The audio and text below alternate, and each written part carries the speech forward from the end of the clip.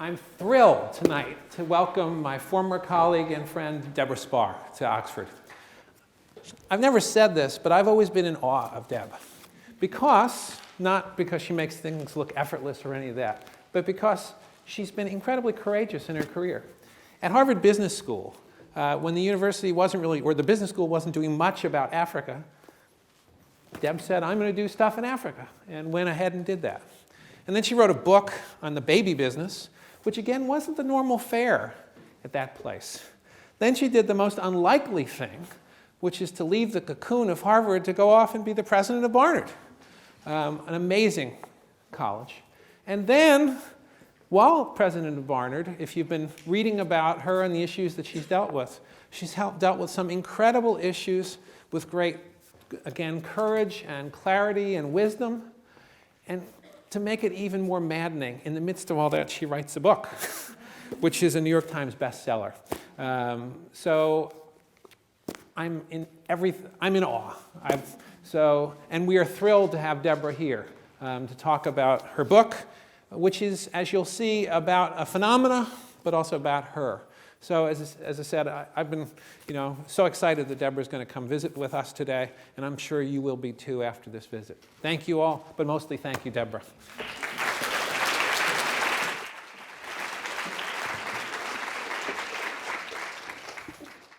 Well, thank you for that way overly generous introduction. And thank you all for being here today. It is a huge pleasure for me to be here today. I've been coming to Saïd periodically since before this building was built. So it's always great fun to come back, to see old friends, to see the students, and to see how this college and the business school have really been evolving over the past 20 years, and particularly under Peter's time here. So it's wonderful to be here. I will confess it's particularly wonderful since I just escaped New York City in advance of the blizzard, now being dubbed Snowmageddon. So I'm just going to stay here for as long as I can. And I will apologize in advance. I did just get off the plane, so the jet lag is not at its best now. So I'll be looking for really tough questions to keep my adrenaline flowing towards the end of our time.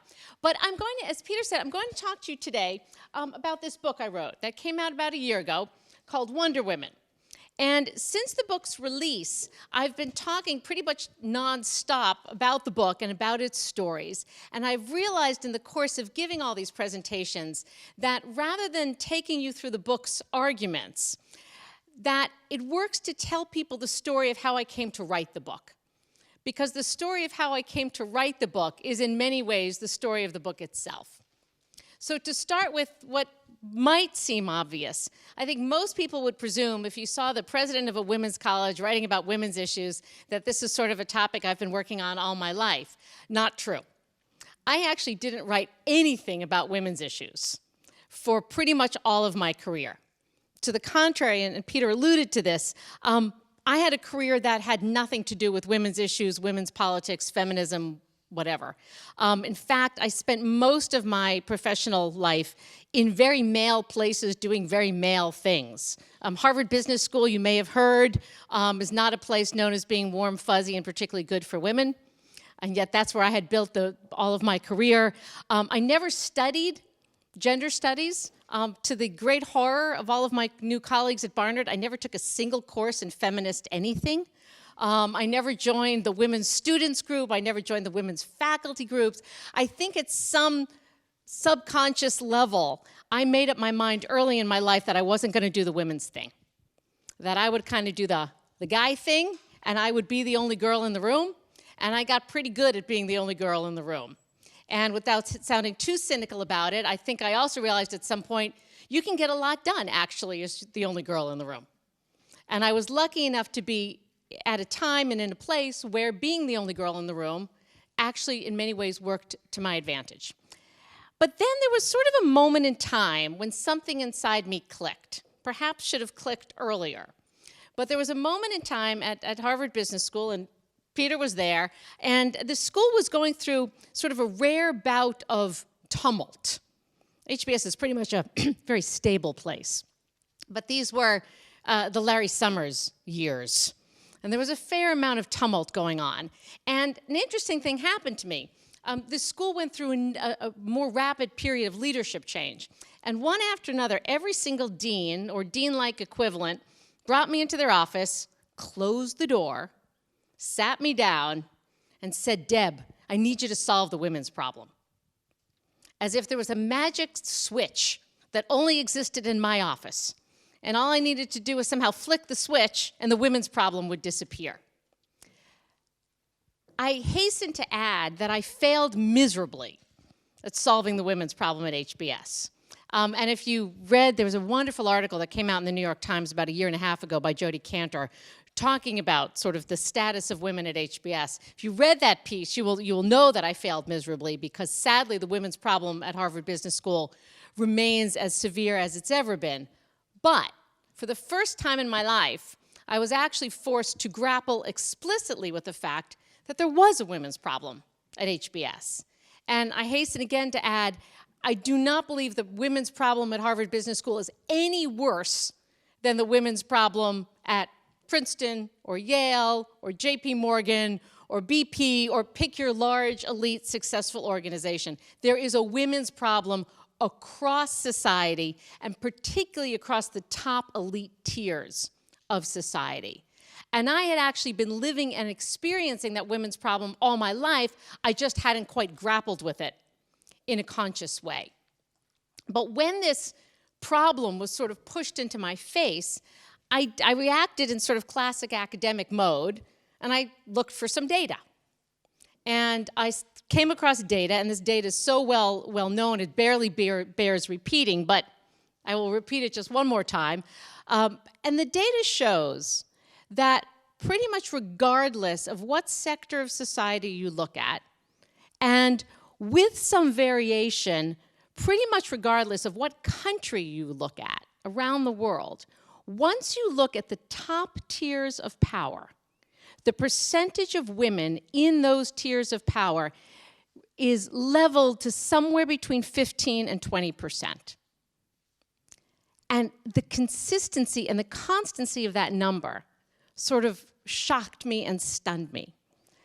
And it really doesn't make a difference what sector you look at. The numbers I'm about to give you are all from the United States, but I think the British numbers are pretty similar. If you look at the percentage of women who are partners in major law firms, it's 16%.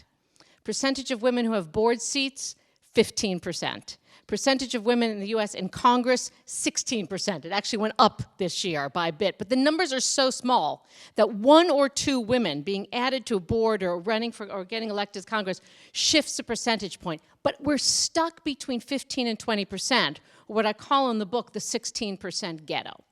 And again, what struck me so much was not that the numbers were low. I knew they were low. What struck me was how constant they are. And I will throw this out as sort of a brief hypothesis for you, and I'd be very curious to talk more or take questions when we get to that. You try and think about why it's that particular number. And the only hypothesis I can come up with revolves around a very nasty and unpleasant word, but that word is tokenism. Because I think this is what's happening.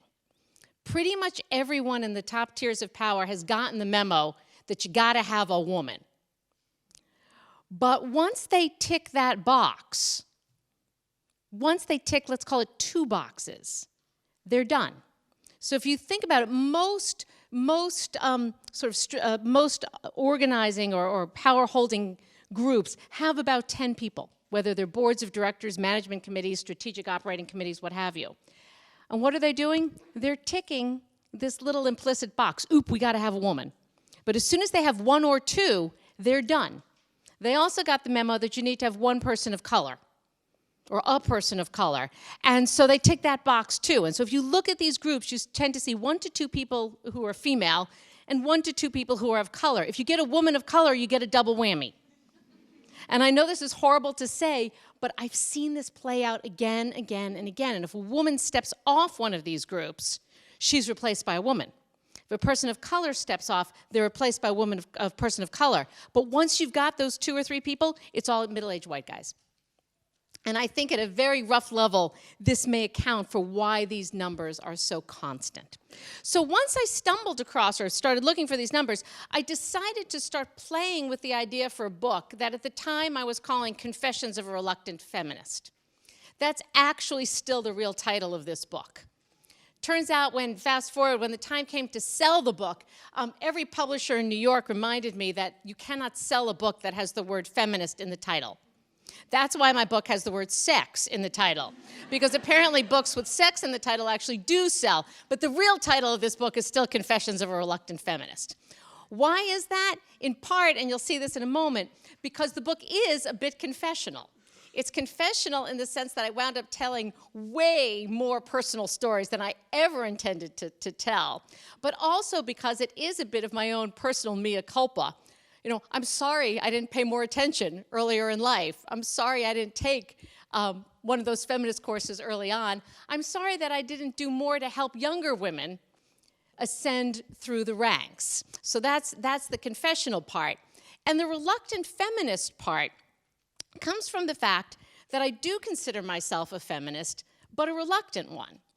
And the reluctance is not because I think feminism is bad in any way. It's just that I thought we didn't need it. I grew up thinking that feminism was over and that we had won. And again, as I'll say more about in a moment, I think many women of my generation, sort of the first post-feminist generation, shared this view. We grew up thinking we didn't need feminism. And it was only later in life, with sort of the realities of being the only woman in the room and seeing our friends leaving the workforce and dealing with the realities and the messiness of life, that we sort of came back around to a place arguably where we should have started much earlier. So I want to take a moment to tell you a sort of a silly story. But it's a story that I hope will give you a sense of how the book operates and what it focuses on. So I'll tell you this little story, if you'll indulge me, and then I'll run through some of the major arguments of the book.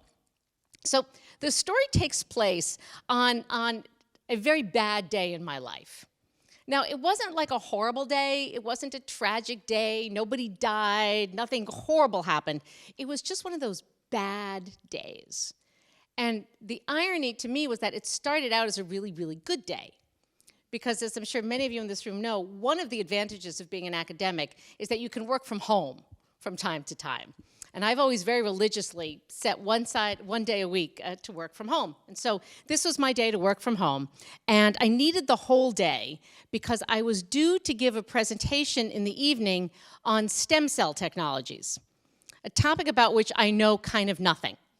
And you spend 17 years at the Harvard Business School, you get pretty good at winging it, but I couldn't wing stem cell technologies, particularly since the presentation was at the Harvard Medical School, where presumably they actually knew something about stem cell technologies. So I had a nice whole day to try and figure this out.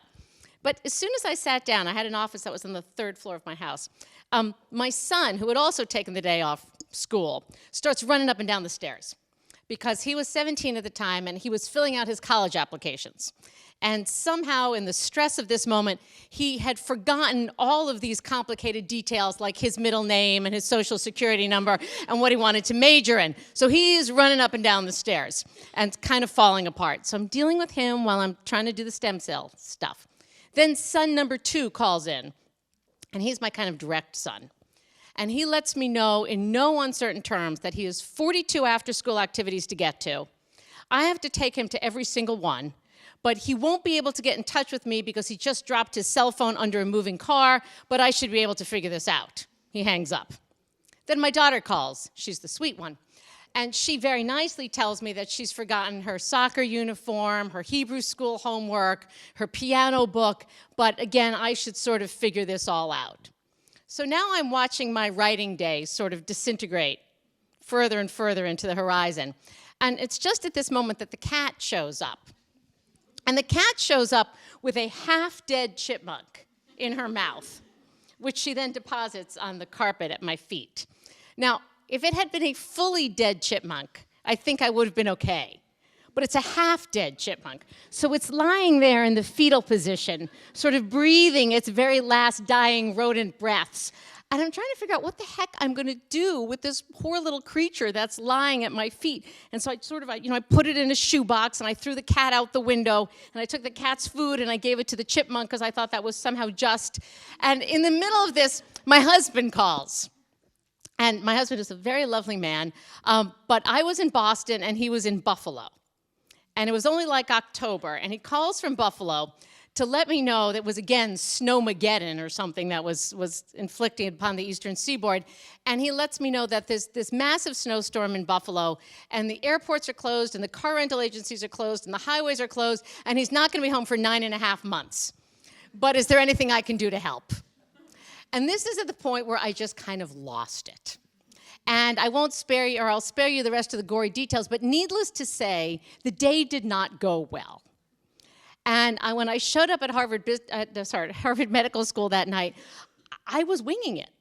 And I had to give a major presentation on which I had done a horrific job because my day had just unraveled. So I did a terrible job on the presentation, although I did try and get some advice on how to take care of dying chipmunks. And I came home from this presentation, and the ultimate insults seemed to have happened because the chipmunk had died. And at this point, I realized I only had two choices. I could either kill somebody, or I could write it down, which is my therapy. So thankfully, I chose the nonviolent option, and I just wrote down the story of my day. I think I had a glass of wine as well. And I calmed down, and I forgot about it. And I stuck this silly chipmunk story in the back of my desk. Fast forward about 6 or 7 years. Now left Harvard, president of Barnard College, and the Wall Street Journal came up with this really brilliant and sadistic exercise. And what they did was they asked 10 college presidents to agree in advance to answer one of their own college admissions essays. And the deal was you had to agree in advance, then you would get the question. And they would run them in the Wall Street Journal the day before colleges announced their admissions decisions.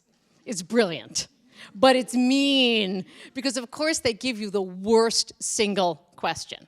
And as I'm sure all of you in this room have gone through the admissions process, but I think it's particularly nasty in the United States, because we ask these just horrible questions.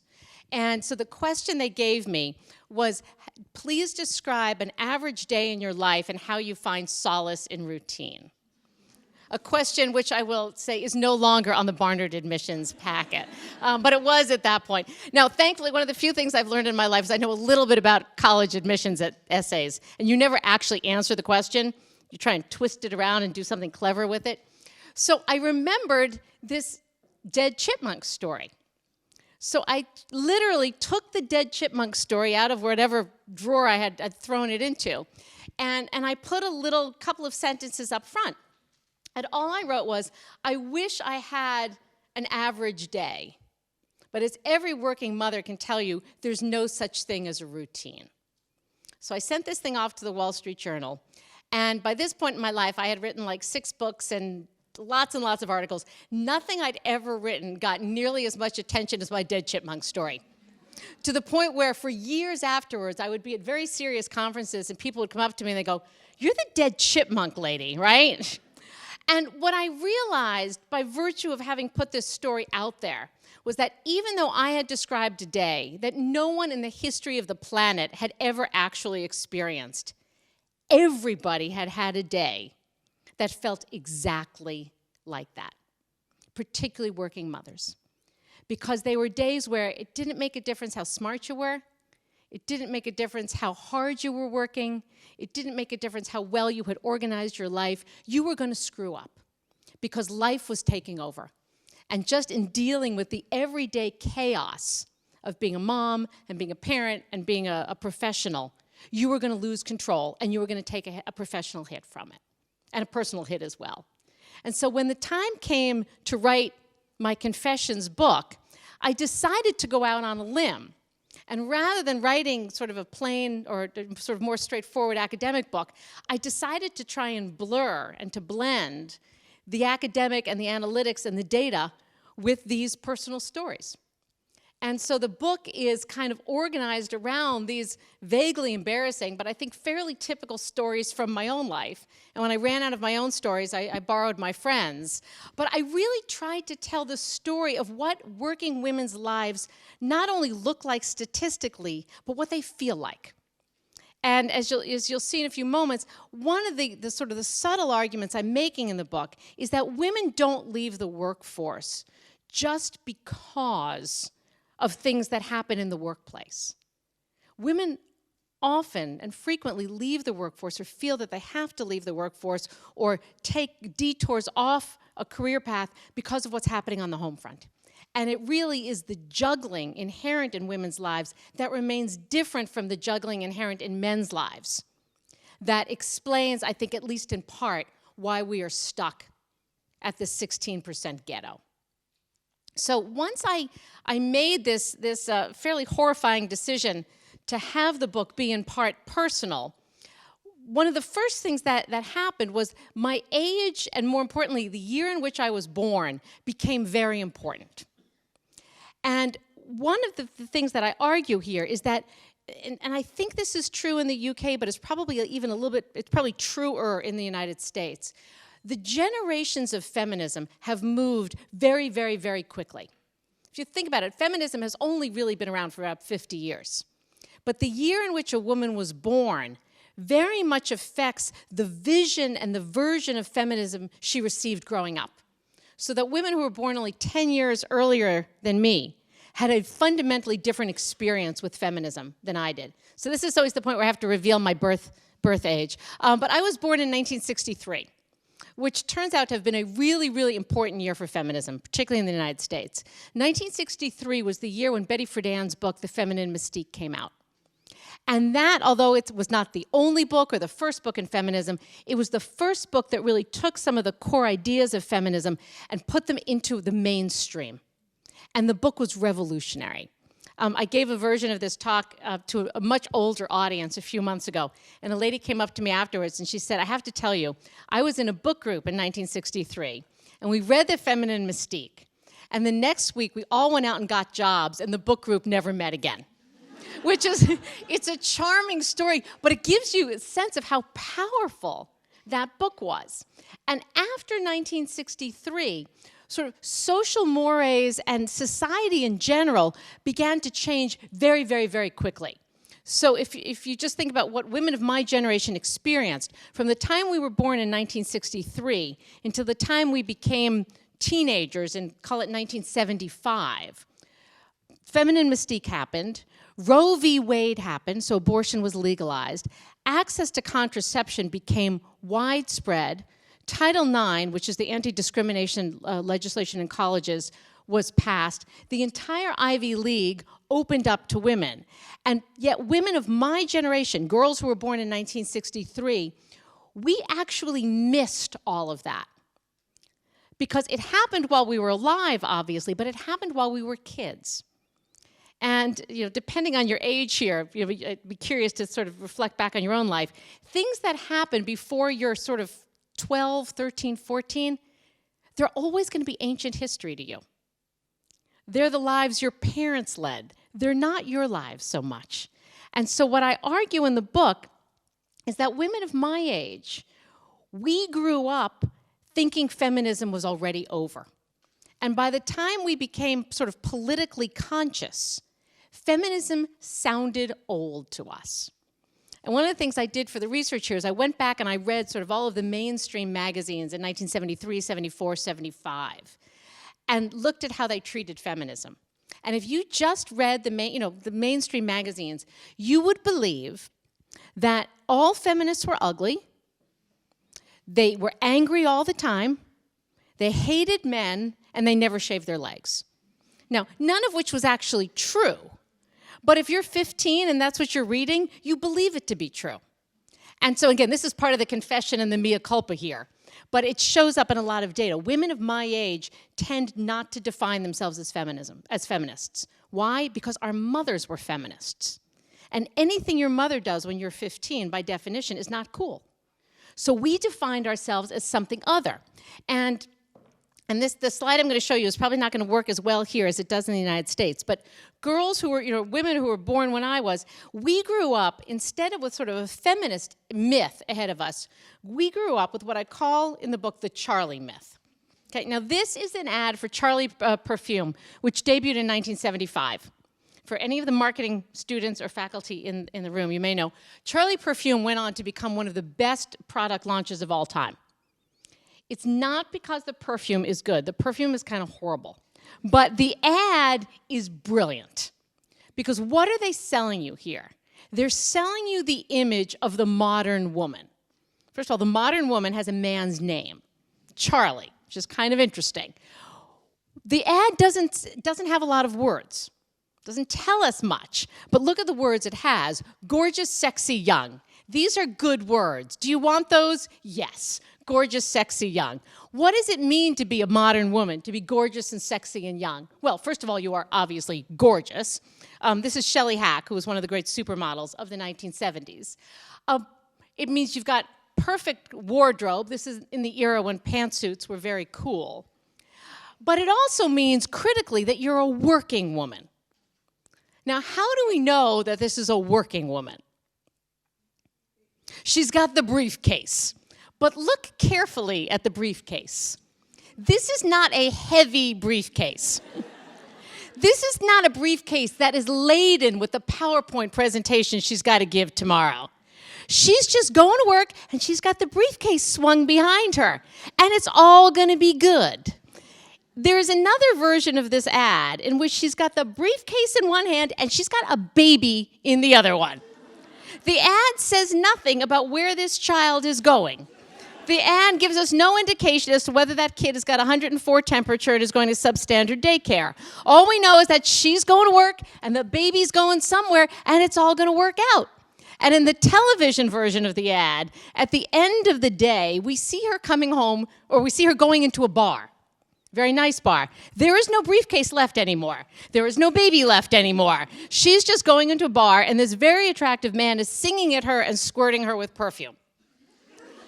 I thought this was going to be my life. Now, I may have been a little bit superficial as a teenager, but I wasn't that superficial. If these are the images that you're being surrounded with when you're growing up, and you're lucky enough to be smart and well-educated and not coming from a poor family, you think this is your future. And I think particularly for women of my generation, because we were the first generation who had it drilled into us, you can be whatever you want. Our mothers were the ones saying, I couldn't be a lawyer, but you can. I couldn't be a doctor, but you can. And girls of my generation and girls ever since have heard this from birth. Of course you can have the job, the babies, the men, the shoes, the sex, whatever you want. You can have it all. And we grew up believing it. And to show you one more picture from this era that is extreme but worth mentioning, there was another Charlie, of course, in the 1970s. These were the Charlie's Angels. Now, bear in mind again, very popular television show, these are working women, okay? But what are they doing for work? They're ridding the world of evil. They look like models again. They have a male boss they never see, and they go to work in bikinis. Now, again, I knew my life wouldn't be quite like that, but I thought it might be a little bit close. And so one of the central arguments I'm making in the book, and again, I think it continues on to the current generation with different cultural icons, is that we are raising generations of girls to believe not just that they can be professionals or that they can have careers, but that they can have everything simultaneously. The looks, the men, the careers, the babies, and it will all be rather effortless. And so indeed, that's the sort of the sad but central argument of the book, is that women my age, and again, I see this reflected with twists in younger and younger women, is that we don't and haven't defined ourselves as feminists. Again, not because we think it's bad, we just think we didn't need it. And instead, what I argue, women of my generation made two critical mistakes. The first was that we privatized feminism. Feminism was never about Charlie's Angels. It was never about Charlie Perfume. It was a social struggle. It was a civil action. And yet it was my generation that somehow turned it away from being about community and about civil rights and made it personal. Made it about my job, my kids, my success. That was a perversion of the original intent, and nobody was evil in doing this. It just kind of happened. And as somebody argued in a different sphere, you can say that there was this general upheaval that occurred across both the United States and the UK between 1968 and 1980. We moved from Woodstock and free love and the hippie era to Thatcher and Reagan in 12 years. We privatized a lot, and that makes a big difference. We privatized, I argue, social goals. in a way that was quite profound and happened very quickly. The second mistake that women of my generation made, again, by accident, not through evil intent, was that we managed to ratchet up the expectations that we put on women and girls. Because think about what happened. In the bad old days before feminism, women faced a very narrow and constrained set of expectations. They were supposed to be pretty, get married, have babies, cook dinner. Not very exciting, not very challenging, but kind of doable in a 40-hour week. Then fast forward to post-feminism. All of a sudden now, and this was the good part, women are expected to be surgeons, to be tenured professors, to be neuroscientists. But they're also still expected to be pretty, get married, have babies, cook dinner. This becomes much harder to do in a 40-hour week. And when I fast forward it even more and I look at the fabulous young women who are my students today, they've got all of the feminist expectations, lean in, be a neuroscientist, take over the world, and be pretty, get married, make dinner. Plus now they're expected to be varsity level athletes, forming their own NGOs, and saving the world before they're 18. So by the time they show up on my doorstep at 18, they're exhausted. And I mean this seriously, because everything has been added to the expectations, and we've taken nothing away. So what I do in this book is I run through sort of each of the stages of a woman's life, arguing or examining how these expectations have just ratcheted up and up and up, and why they've made us all so crazy as a result. And I will very briefly run through the chapters, but I just want to show you one more photo that I think captures in a very poignant way what I'm talking about here, and you all may remember this. This is Marion Bartoli, who won the ladies singles championship at Wimbledon a year and a half ago. So here she is. She's 23 years old. She is at a moment right now that I suspect no one in this room will ever experience, which is not just the tennis moment, but at this moment, she has proven herself to be the best in the world at her chosen field. So it's a moment of triumph. So she shows up, and I'm sorry, I don't mean to bash the BBC, because I love them, but I'm going to. So she shows up for her first major televised interview with the BBC, and it's minutes after she's just won Wimbledon. And she sits down with the interviewer, and her father has been her coach all the way through. And the interviewer welcomes her and says, "So, Marion, I guess at some point your father turned to you and said, 'You'll never be a looker, so you might as well play tennis.'" The moment after she won Wimbledon, live television. I will say he was fired. But this is what women face to some extent every single day. They're out there doing their job, doing their profession, doing what they excel at, and they're being evaluated on criteria that have nothing to do with their professional competence. Think of Hillary Clinton, arguably the most admired woman in the world, and yet we cannot get enough about her hairstyle, her pantsuit, and what kind of a grandmother she is. We don't do this to men, but we do it to women over and over and over again.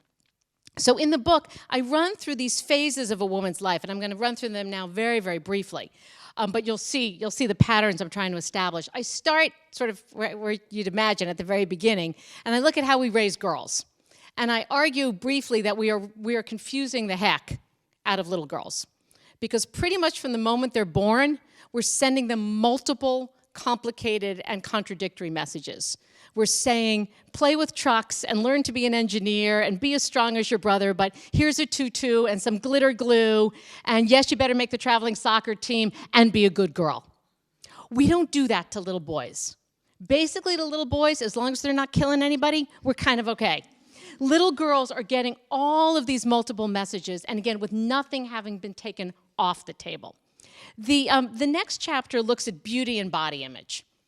And I won't claim to have carved out any new territory in this chapter, but I went over a lot of really, really depressing things, because one of the basic tenets of feminism was that women should stop being evaluated on the basis of their physical attractiveness. How many people think that has happened? Not many. One might argue we've actually gone backwards, to the extent to which women's physical appearance is being increasingly objectified and scrutinized, and worse now, photoshopped.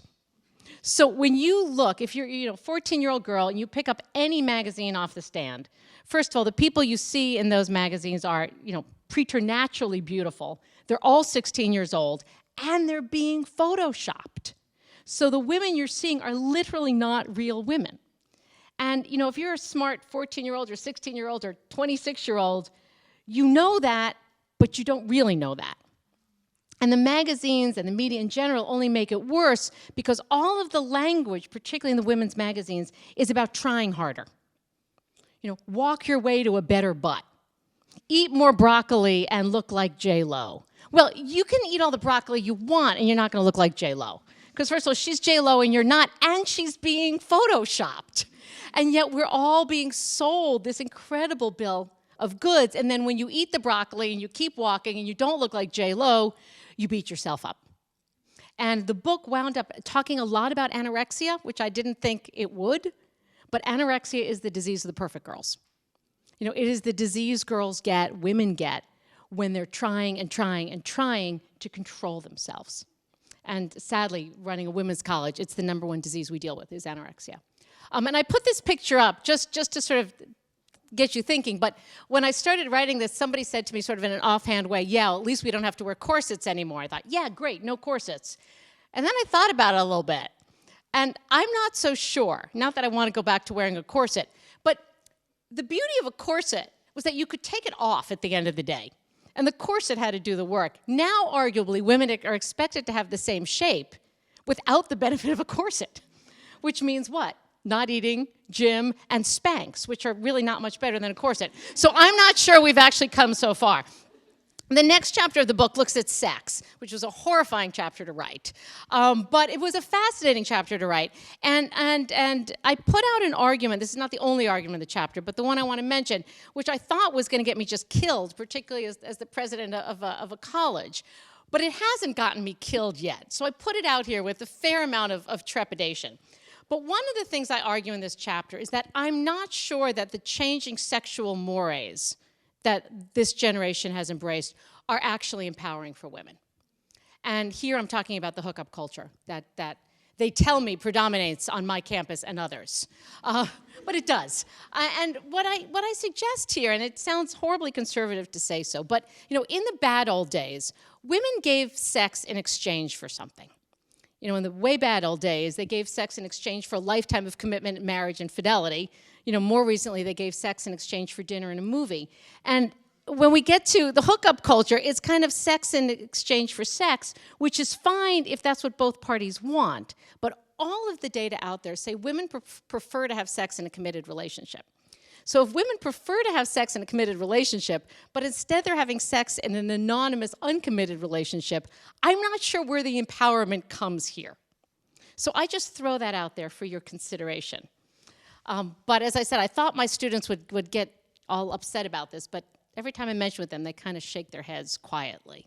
The next chapter of the book, and you can see it does follow a fairly conservative arc here, is I look at marriage, and I ask the question that I don't think I successfully answer, which is, why do we still get married?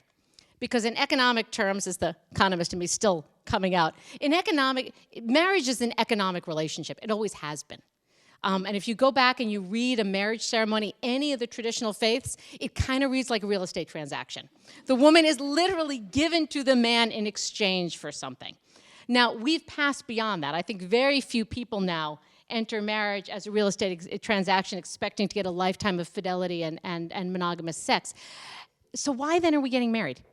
And why, and I'm a huge proponent of gay marriage, but why are gay couples for whom this underlying transaction makes no sense, why are they embracing both marriage and the white wedding? We are fetishizing the white wedding and the big wedding and the big celebration. And the argument I come up with, and I always have to caveat this, that despite the chipmunk story, I've been very happily married for 28 years, but the argument I come up with is I think we are unwilling to acknowledge how much harder marriage has become. Because in the bad old days, again, there were no expectations. You just stayed with the guy. You didn't have to love him. You didn't have to, you just had to bear up with him. Now we're saying essentially to young women, okay, have anonymous, promiscuous sex for 10 years with people you don't know or like. Then somehow flick this switch, find someone to be passionate and in love with, have monogamous, passionate sex for the rest of your life and be co-parenting and raise your child on organic food, and you're going to live to 95 and you have to be happy forever. It's hard. And I think rather than acknowledging how hard marriage has actually become, we focus on the wedding, because the wedding's easy. Then I talk about babies, and Peter mentioned briefly, I wrote my last book on reproductive medicine. So I talk here about the whole new world of egg freezing, sperm buying, designer babies. And again, in the context that I worry that this generation of women is going to reach their reproductive years laboring, no pun intended, under the myth that they can actually completely control their reproductive selves. Because even though we have incredible technologies for reproduction, they don't give you total control. And Mother Nature still is a complicated being. And I worry that by trying to control their reproductive lives and control their babies and perfect their babies, we are once again raising the expectations on women that now women, in addition to everything else, feel that they have to give birth at precisely the right moment, without anesthesia, in precisely the right way so that they can, have these perfect babies. And once again, they wind up being disappointed when life is messier. The next chapter finally looks at women in the workplace. And there it makes many of the arguments that will be familiar to people in this room, but I'll say just one of them because I would love to hear your comments when I stop. I've had this very weird life now. So I spent roughly 20 years of my life in the very, very male place of Harvard Business School. And then I moved to this very, very female place, Barnard College. And let me assure you, you would not confuse the two. They look, they feel, they smell, they operate differently. And I actually think this is important. I think women lead differently than men. I think places run by and dominated by women operate differently than places run by and dominated by men. It's not a normative judgment. It's not that one is better than the other, but they're different. And I argue that we need to actually understand these differences analytically, because otherwise, and again, this starts to explain the 16%, if you throw a woman into an organization dominated by men, it's going to be harder. Just as, and I really didn't even realize this until I came to Barnard, men have a hard time at Barnard. We're a very female place, and it's tough for a man to be there. And so how do you start truly building diversity, which is not having the token 16%, it's really building a workplace that is responsive to various levels, kinds of skills and tendencies, but we have to understand those rather than just sort of dismissing them or being polemic about them. I'm happy to say lots more during questions. Then I turn to the chapter on housekeeping. Now this one always makes people giggle because it just kind of feels silly.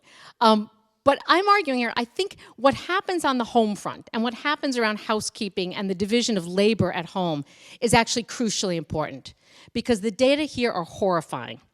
The good news is that women are working way more hours than they ever did. So most American women, most British women are working 40, 50, 60-hour weeks. The bad news is that they're still doing exactly the same amount of housework they did in the 1950s. This is what's killing us. We haven't substituted professional work for housework. We've added professional work to housework. Now, this is always the tempting moment to beat up on men. And we can beat up on men a little bit because men don't actually do as much of the housework, although the men numbers are rising at very rapid rates, but they're rising from like 7 seconds a week to, 17 minutes a week. But part of the argument is also, I think women are doing more housework than we need to. We're doing housework because we still, in part, define ourselves. That's part of our identity. We haven't given up the old idea that being a woman means making dinner and keeping the house clean. And just to give you a couple of pictures, and these are all sort of October pictures, but the colors just changed, and the idea remains the same. These are sort of the Halloween costumes you're supposed to be making for your kids come October. Yeah, now when I was a kid, you went to the drugstore, you bought a mask, and that was Halloween. Now if you pick up any parenting magazine, any women's magazine, these are the Halloween costumes that a normal child will wear. Now, these are like 24-hour construction projects to come home after work and start crocheting the little shawl for Queen Victoria there. And it's really easy, and I know all the young women in the room are saying, I will never do this. Trust me, you will. Because if every other kid in the room, in the class, looks like Queen Victoria and your kid's got a bag over her head, it's not going to be a good day. So you come home from work and you start doing this nonsense. And after the costumes, you encounter the bane of every working mother's existence, which is the bake sale. Once again, these are not 20-minute cupcakes. These are 4-hour cupcakes. And at the end of 4 hours, your cupcakes are not going to look as good as these cupcakes. And you're going to be grumpy and angry, and the kids are going to be screaming, and you've killed yet another night. And when you're done with the costumes and the cupcakes, we're supposed to be making bird feeders to take care of the wildlife in our backyard. Now, again, these are absurd. MarthaStewart.com. It's absurd to talk about this stuff, and again, it's so easy to say, okay, everything else is hard, this is the easy part, I'm not going to do this. But you will, because it's peer pressure. And this is one of the strongest arguments I make in the book, is that we have to fight back about this. We have to, now again, if you like making cupcakes, go for it. But we have to move away from the expectation that every woman has to be doing the PowerPoint presentation and the cupcakes to the same level on the same night. Men are better at this. When a man has a major presentation to make it work tomorrow, he's not going to be mowing the lawn the night before. He'll let the grass grow. A woman who has got the same PowerPoint presentation will tend to come home, make the cupcakes, make the dinner, do the laundry, and then get to the PowerPoint presentation. And this is what's killing us. It's just there's not enough hours in the week. The book ends, the last chapter talks about aging. It's a very depressing topic, and I will just say it doesn't end well. And sadly, what's happened is that we've now taken the beauty expectations that we place on 16-year-olds, and we extend them up to about 86. So that at least in where I hang out in New York City, I'm pretty sure it's become illegal to enter the city with a wrinkle. They stop you at the bridge, which once again just ratchets up the expectations. We have lots of models of successfully aging men. We have very few models of successfully aging women. And when I do this in the US, most of the only sort of old woman or old women we see on TV are all British women. So if you're Maggie Smith, you can get old. For the rest of us, we're kind of out of luck. So after all of this depressing news, let me end, perhaps oddly, on a note of optimism. There is some. Because what I argue here, and what I'll argue now, is that these are actually fixable problems. You know, this isn't the Middle East. There are ways out of these conundrums. They're not easy, there is no magic switch, but I think there are many, many things we can do as individuals, as friends, as members of a community, as colleagues, to start to fight back about around these things. The first thing we need to do is we need to give up on the idea of perfection. I don't know who coined the phrase having it all, but it's a horrible phrase, and we need to ban it from our collective vernacular. Nobody has it all. No man has it all. No human being has it all. Women have to stop setting themselves to the standard of having it all. If the standard is having it all, we will all fail. As part of that, women need to be much more explicit and honest about the trade-offs they're making. And I think the burden here is on women, older women like myself, women who have made trade-offs. We all lie. We tend to pretend that we're having it all and doing it all. We're not.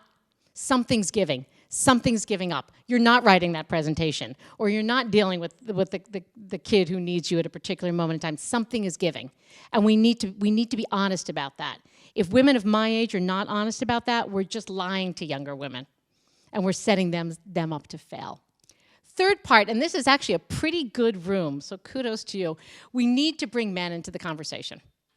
Most times when I give this talk, I'm only talking to women. I did one event, there was 982 people in the room, there was one guy. And I get it. If you're a man and you happen to walk out past this room, this is a scary room. You don't want to come in. But the truth of the matter is, unless men are part of this conversation, we'll never advance. And that's not because women don't have the power or the skill. It's because men still have 85% of the positions of power. And if they're not part of the conversation, and if they're not committed to making change, whether that is as CEOs or husbands or brothers or friends or what have you, we will not change. So we need to invite men in, and we need to teach them the language, because this stuff can be really uncomfortable to talk about. The fourth thing is, I think, and this is the one point in which I do sort of depart from the traditional feminists, I think we need to acknowledge that biology matters. one of the things that the traditional feminists argued was that if you change the social structure, women would behave exactly like men. And I don't think that's quite true. And as I mentioned, I wrote my last book on reproductive medicine, so I can assure you, despite all of the technology in the world, women have babies and men don't. And that's actually kind of a big deal. And I think we need to grapple with that, because we know statistically women leave the workforce after they have children. And women have children, and that it's different to have a child than being the parent who didn't actually physically have the child. So we need to build a very different sets of maternity leaves, and it's not really maternity leaves, it's figuring out how to accommodate families in the workplace. And I think the wedge to do this actually will be gay marriage and gay families. Because when a gay couple has children, they face exactly the same hour constraints as when a heterosexual couple does. But the constraints don't line up with gender. So I think we'll actually start to see a shift here. And then finally, the last thing I want to argue is we need to go back and remember what feminism was supposed to be about. Feminism wasn't about the bird feeders and the cupcakes and the Charlie perfume. It was about making life better for all of us. It was about creating opportunities for people who didn't have them. It was about words that now sound quaint to us, like sisterhood. Women need to help each other, help younger women along. And we need to remember the other word that's fallen out of our vocabulary, which was liberation. This is called the women's liberation movement. It was supposed to free women. If all we've done is to tie ourselves down with another set of constraints, we've lost the plot. And we need to regain that plot and figure out how to push it forward. So let me stop there. I apologize, I went on too long, but let us take at least a couple of questions, if that's all right. Thank you.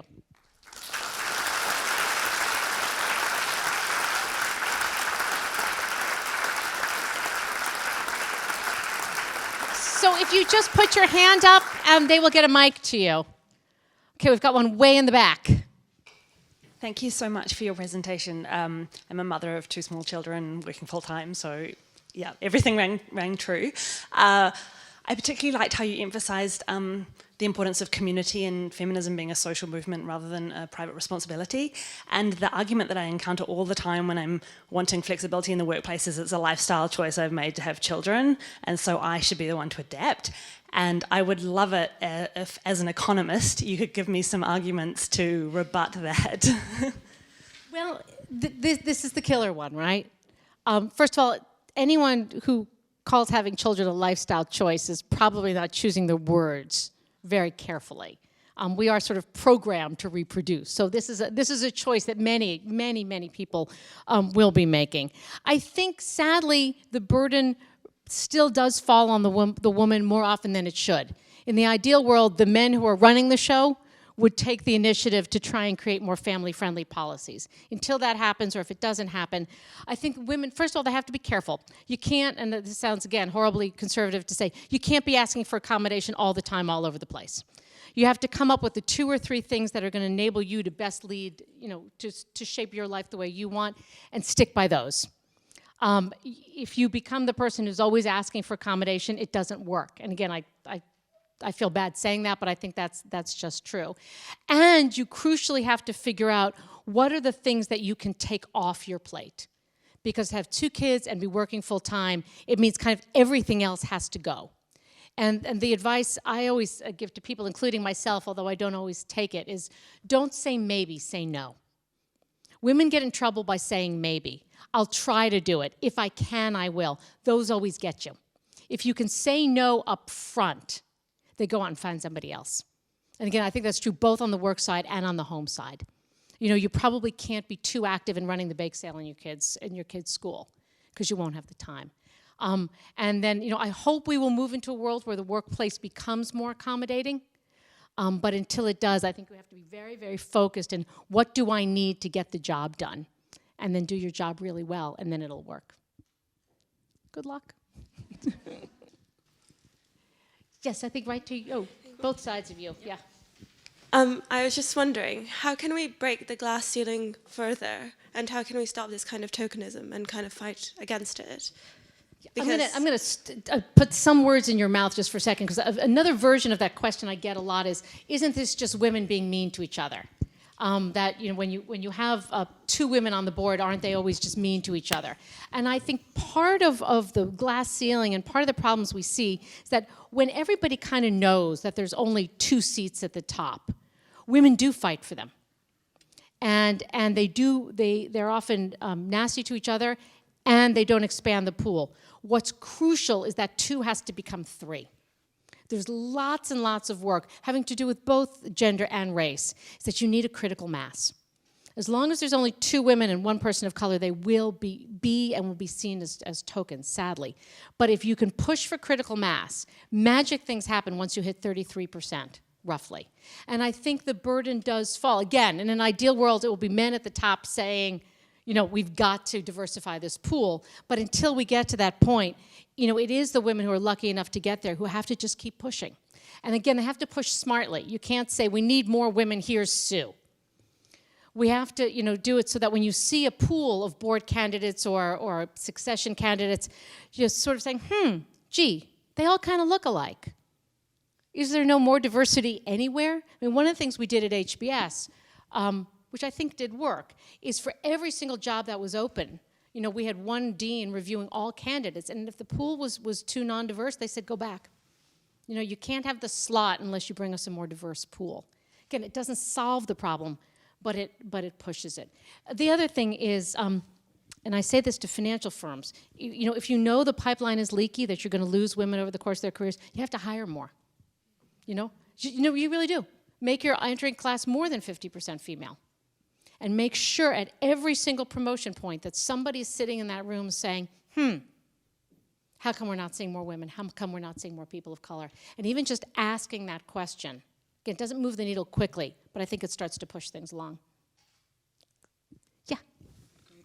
My name's Deborah. My question really is, looking at the recent nominations for the Oscars, which many of us have seen in lots of different papers, is how as consumers can we have our voices heard in male-dominated fields such as the film industry, because we're the ones going out there to watch the movies and so forth, and we're not seeing the diversity actually happening. And so what would your view be on that? Thank you. I'm going to do one quick pitch. Too bad you can't, you're all too far away, but one of the things we started at Barnard is something called the Athena Film Festival, which is happening 10 days from now in New York. It's the first women's film festival in New York, which is mind-blowing. But we're highlighting films because there's such a dearth of films made by, produced by, written by, starring women in powerful roles. And every year when I open the film festival, I have to give the data, which I have to say it just blows me away. The percentage of women directors is lower than the percentage of women aerospace engineers. Women are worse represented in Hollywood than they are in computer science and engineering, which is horrifying because women are the consumers of movies. And here's an area, and again, it's slow but at least steady. Vote with your feet.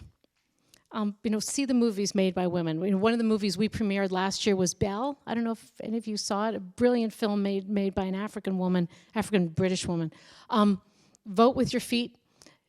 Take your daughters to see, go look for the movies that are made by women, and just any, when you all are in positions where you have the money and the power to produce, look for women. They're out there. Support them. I think this is a field where there is enough chatter now that hopefully we'll start to see change, but it's just embarrassing. The only female director who's ever won an Oscar is Catherine Bigelow. The only one. That's astonishing. Yeah. I'd like to know about the business school business cases that are presented. We seldom see a female protagonist who is the CEO or the chair. And when are business schools going to start really looking, scarce though they might be, for those kind of case studies, starting with Harvard Business School? Right, so we're going to talk about Harvard. We're not going to talk about... No, I'm talking about around the world. No, but I'm saying I'm not going to talk about Oxford because my good friend Peter's in the room. But...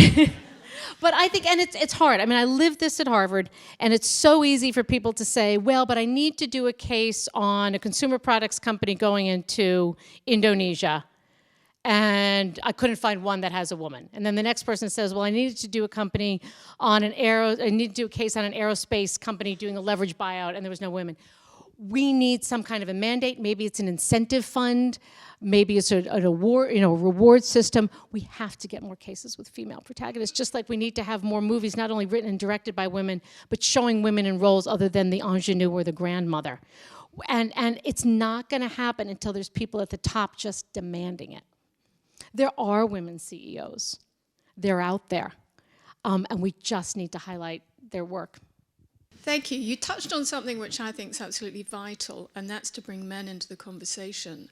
I work on a number of programs where I talk to young men who are having families and who would love to be able to share those childcare responsibilities with their partners. It's frowned upon by their senior male colleagues. How do you think we can start to move the conversation to empower men to take more responsibility and to be true partners? It's a great question, and this is an area, and you all know this, Scandinavia has kind of broken this, and they've done a good job. It's not a truly equal system between men and women, but it's much closer. And the effect of mandatory paternity leave has been crucial, because all the data indicate that if paternity leave is optional, men won't take it because they see it as hurting their careers. Once you make it mandatory, you take that element of choice out, and it works. So if you had the magic wand, you would do mandatory paternity leaves. I suspect that's not going to happen in this country or in mine. Short of that, again, it starts at the top. If the CEO and the top people in the firm or the top people in the organization if they take paternity leaves, if they took paternity leaves when they were younger, they should be bragging about them. We need to it's a lot of role model behavior. And there's also some opportunities, although it's harder, for younger men, the real rising stars, to set a good example. And the best anecdote about this I've heard, and it's just one anecdote, but I love it, is a young woman who was graduating Harvard Law School told me that in Harvard Law School, it's always very clear who the top students are. It's a very public process, who's getting the interviews at the top firms. So in this particular year, the 2 top students were both male. And they made a point, these men, every single time they went on a job interview, and they were going to get every job, they asked, what's your firm's policy on paternity leave? Neither of them were married, neither had kids, but they wanted to be the ones asking that question rather than the women. If we could clone those guys, but it is doing that. And again, it takes millions of people iterating this over millions of times. But it is one of those things, it's doable. We just need to make clear that people understand that that's actually a big thing to do. By asking that question, by normalizing a parental leave, you actually do start to move things. The young man in the blue sweater, brave man. Oh, thanks. I thought I should represent my gender with a question. I particularly agreed with your point about the damaging effects of negative body image. And as a man, I think particularly I find it bamboozling how concerned women are about what they look like. And to the point where I think at some level I probably have more respect for a woman who has the confidence to just look like herself. But my question is whether you think that's actually a realistic thing for society to move towards to. If so, maybe how? And I have to say, I couldn't help but notice the shoes you chose to wear. Thank you. Well, if my friend Calypso is still in the audience, I will thank you. Calypso will know I'm infamous for wearing really stupid shoes. I hold on to my really stupid shoes. But your point is, first of all, thank you for making it. It's a hard one because it's too easy to say that women are holding to certain body image standards to make men happy. Because the data are pretty strong that the representation of women that you see, particularly in the fashion magazines, is generally not the representation that most straight men find attractive. So the image itself, these are funny studies to do, suggest that men don't really care if women look like fashion models or not. It's women who are holding themselves to fashion model standards. So we really have to look inside ourselves and say, why are we doing this? And you can beat up the media for saying, stop stop putting all these, scarecrow-looking girls on these pages. But there are a few magazines that have tried experimenting with heavier women, and they lose market share. So there's some deep-seated psychology here that is not at all promising. The fear I have is, I think, again, Photoshop is just horrible. The internet is horrible. And I don't use most of the internet technologies that teenagers are using, but from everything I hear from my students and my own kids, things like Instagram and Pinterest are just making life worse because people only post photos of themselves when they're looking certain ways. And so everybody's kind of lying now. And it's just moving around faster and faster. I don't know how we break this. We have to. I think, and part of it has to be seeing, different representations in terms of ethnicities, in terms of age, in terms of body image. And I think the only good news here is I think people are aware of this. Even in my job, I've come to know a lot of the magazine editors in New York. They're aware of it. They wish they could show heavier models in their magazines. They just can't figure out how to sell them.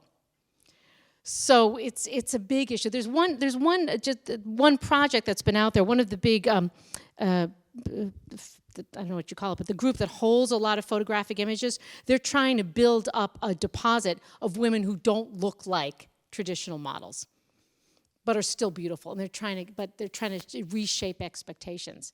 But it does sadly seem to be very deeply rooted, not so much in men's minds as in women's. All right, why don't we take one more, maybe the lady in purple on the edge? You have experience working in a male-dominated environment, and now you work in a women's college.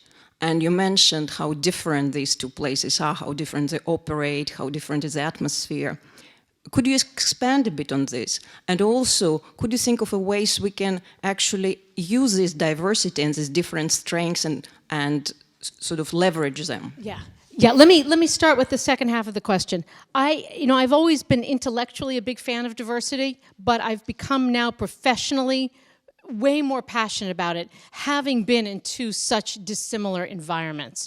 And I'm now going to speak in broad stereotypes and with apologies because every human being is different. But in general, I think places run by men are much more comfortable with hierarchy and with frontal conflict.